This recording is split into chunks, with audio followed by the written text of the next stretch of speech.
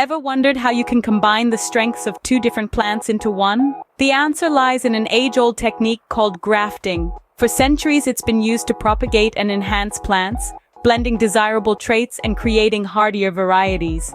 But how does this fascinating process work? Let's delve into the science behind it. Grafting isn't just a gardening trick, it's a marvel of nature's science.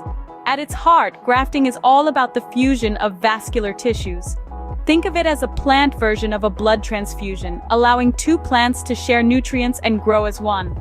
This miraculous melding happens when the cambium layers, the plant's life-giving tubes, align and fuse together. So, grafting essentially creates a plant chimera, combining the strengths of two plants. But what are the benefits of such a process? You may be wondering, why go through all this trouble of grafting? Well, grafting is like striking gold in the world of horticulture. It allows us to replicate the best specimens, leading to faster fruiting times and creating hardier plant varieties. Imagine sipping coffee under a tree that's a mix of your favorite varieties.